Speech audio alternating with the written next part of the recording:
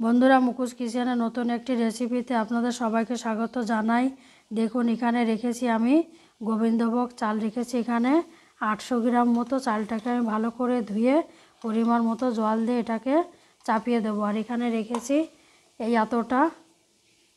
এতটা বেশি রেখেছি মটরশুঁটি। এই মটরশুঁটি দিয়ে আর এই জিরে দিয়ে আজকে আমি এই ভাতটাকে রান্না করে আপনাদেরকে দেখাবো। চলুন আপনারা দেখতে থাকুন।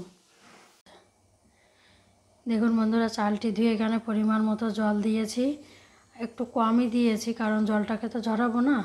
ওর মধ্যেই ভাতটা পরে ওই সবজিটা দিয়ে দিলে ওটা একটু ঢাকা দিয়ে রাখলে ওটা হয়ে যাবে, এই জন্য একটুখানি কম দিয়েছি সামান্য।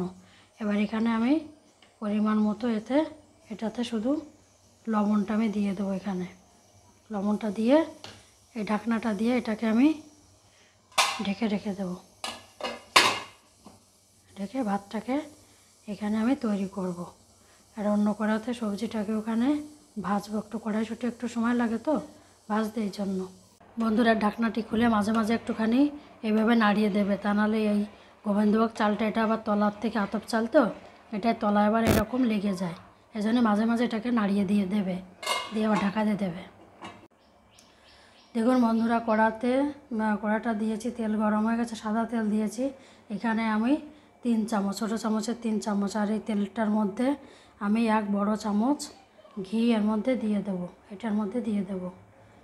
আপনারা শুধু ঘি দিয়েও করতে পারেন, তাতে আরও বেশি ভালো লাগবে, কারণ আমার কোলেস্ট্রল, এই জন্য ঘিটা আমি দিতে পারি না। তাও 1 চামচ দিলাম এখানে। এইভাবে দিয়ে এটা গরম হয়ে গেলে তারপরে এর মধ্যে আমি একটু জিরাটা একটু বেশি দেব।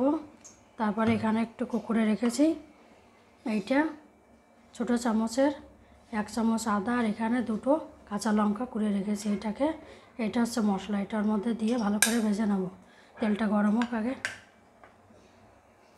বন্ধুরা, এর মধ্যে একটু উতরিয়ে গেছে, এর মধ্যে আমি 5-6টা তেজপাতা এর মধ্যে দিয়ে দেবো, তাহলে একটু ফ্লেভারটা বেশ ভালো হবে। দিয়ে ঢাকা দিয়ে দেবো। বন্ধুরা, এখানে তেলটি গরম হয়ে গেছে, এর মধ্যে একটু বেশি পরিমাণে একটুখানি জিরে দিয়ে দেবো আমি।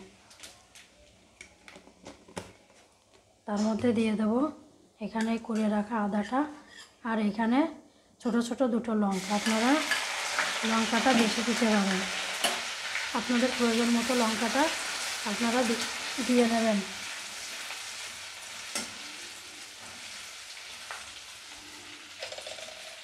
ভাজি হয়ে গেছে, এর মধ্যে আমি দিয়ে দেবো এই বেছে রাখা কড়াইশুঁটিগুলো। কড়াইশুঁটিটা দিয়ে এটাকে আমি ভালো করে ভাজবো, একটু ঢাকা দিয়ে। এর মধ্যে একটুখানি দিয়ে দেবো আমি পরিমাণ মতো লবণ।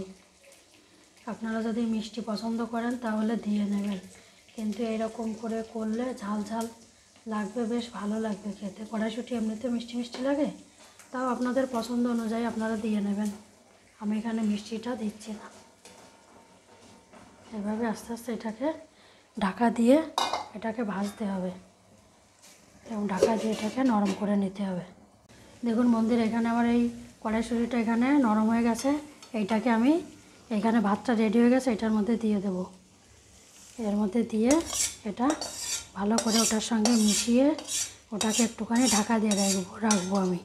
যেহেতু আমি চালটা দেখুন এরকম শক্ত চাল, একদম এরকম অবস্থায় দিলে পরে হবে,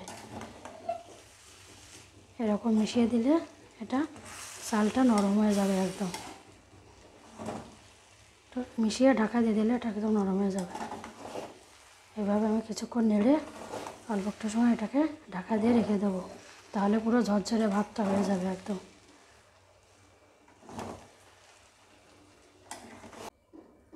দেখুন বন্ধুরা, ভাতটি রেডি হয়ে গেছে। এই যে জিরা দিয়ে আর এই মটরশুঁটি দিয়ে এইভাবে আপনারা তৈরি করে খাবেন, খুব ভালো লাগবে খেতে, খুব স্বাদ। জলটাকে একটুখানি না ঝরিয়ে দিলে সেইভাবে হিসাব করে দিতে হবে, তাহলে ভাতটা ঝুরঝুরে হয়ে যাবে। দেখুন বন্ধুরা, ভাতটিকে নামিয়ে এনেছি, হয়ে গেছে।